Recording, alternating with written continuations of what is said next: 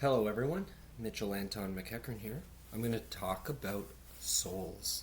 I wrote an essay yesterday, which is meaningless to you because you probably don't even know I don't know what day it is. It could be the day. But I did write an essay called Soul, and it's on souls, and it's on my blog, and it's a really cool essay about what I think souls are. And I thought I'd make a video to add color to it. Like you can read it, and you can read it, or you can listen to me talk. But it's good to do both because you kind of get like a different angle at it. It's not just the starting of a car, which is the sounds in the background of my neighborhood that I grew up in. So a soul, to me, is your imagination, and our imagination is the inside of us. So like when we think, we spend time with our imagination, or that's what our soul is.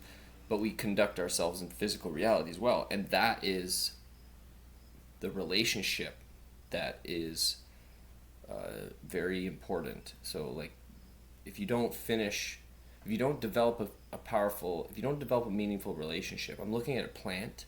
That's why I'm stuttering, because I'm like, shit, I have to water all these plants in this house, and one of them I didn't water, and it looks like it's getting yellow. So I'm gonna have to do that after I make this video. So we have this inner aspect, and we have an outer aspect, and the inner aspect is our soul, and we have a relationship with our soul because it doesn't necessarily influence our physical world.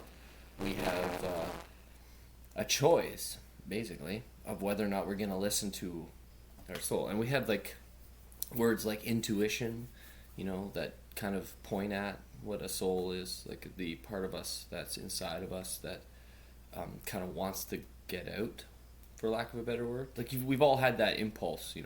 One of the best examples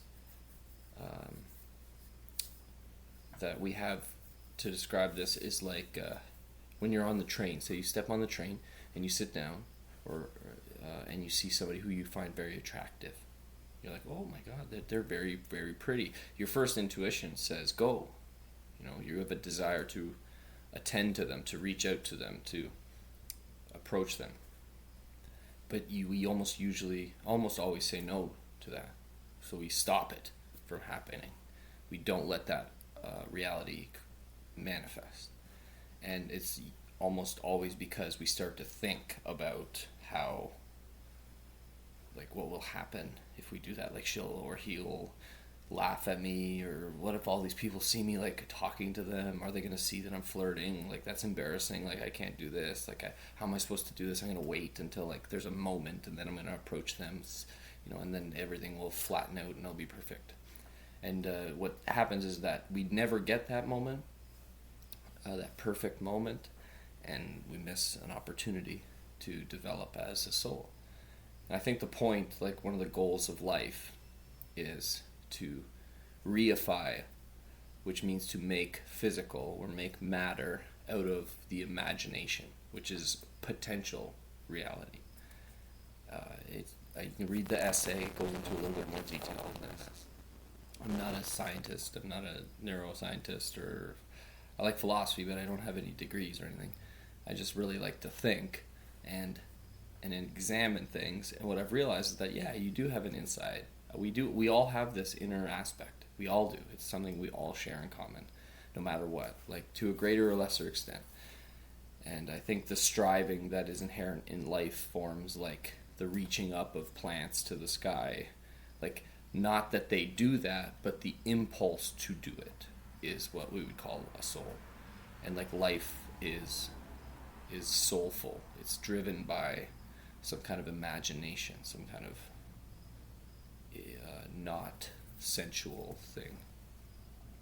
And so that's what makes matter up. Like, matter is a made up mind, and our minds are what is not physical. It's not made of physical stuff. And we can develop a relationship with this part of ourselves by listening to ourselves. Like Jordan Peterson talked about being to yourself who you wish you had when you were younger. Like, be your own best friend, be your own best adult. Be your own best companion. Be your own best partner. And that kind of segments us. It turns us into a relationship as opposed to a whole one single thing, which is what we find ourselves doing a lot of the times. Like you identify with your name and your job and your linear life, but that's not always. That doesn't always have to be the case. You can think about yourself from a different perspective if you have the imagination to do so, and if you develop a relationship with your soul, if you pay attention to what you want, and it's not like like potato chips and Big Macs and stuff, because those are easy things to get, right? It's way easier to walk through the mall and see Big Mac and go, oh, I want that, and then go get it, than it is to walk through the mall, notice that you want a Big Mac, act towards moving it, getting one, and then having your conscience say don't, and then don't do it. Because the willpower associated with denying yourself immediate gratification it can be very tiring. And if you've had a long, stressful day, that's what the whole fucking marketing advertisements take advantage of, is your exhaustion to get you to get things that are stupid. Like, there's nothing wrong with McDonald's. There's something wrong with too much McDonald's, or getting McDonald's by habit, or getting McDonald's when you're tired. Like, if you're tired, don't get McDonald's. Get McDonald's when you feel good about yourself, like when you've accomplished, and maybe, you've worked your whole day and you feel good about yourself. But I guess that could be true. I'm not saying, just do what you think is right. I don't want to make any claims about how you should live your life. But that relationship between you and your conscience, or you and your imagination, or you and your soul, is a developable relationship. You can actually build a solid and honest relationship with yourself. And then over time you can see that you already know what you want to do.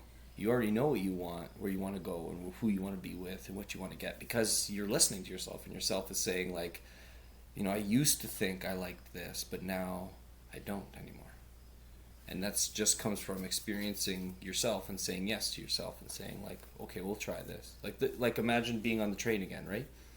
And you see that person that you find attractive, and you try to approach them honestly. Like, you just go up to them and you say, hey, my name's Mitch. I thought I'd come over and say hi. I thought you were really pretty, or I thought you were really cool, or what are you reading, something like that. By doing that, it doesn't matter the outcome. It doesn't matter the outcome. Like it could be like she or he says, I was just reading this, or they're cold. They look at you and they're like, and then you're like, oh, sorry, and you walk away and you feel like embarrassed and stuff. That doesn't matter. What matters is you tried to listen to yourself, right? Because most of the things that we know are unconscious, and they're moving through us in a way that we are not aware of, and they're good for us. They embolden us. They make us feel more alive when we actively pursue our imaginations. I think. I'm not sure if this is true, but I think it's true. And so I'll wrap this video up now, and you can go read the essay and watch the video again and again. If you have any questions, leave them in the comments or in the on the blog, anywhere. I just love talking about this stuff. This video is about your soul, just as a recap, is your imagination, your inner part. And I'd love to hear any thoughts about it at all, because then we can talk about it, and it would be fun, because it's good for us to talk about what's fun, I think. I'll see you next time. Thanks for watching.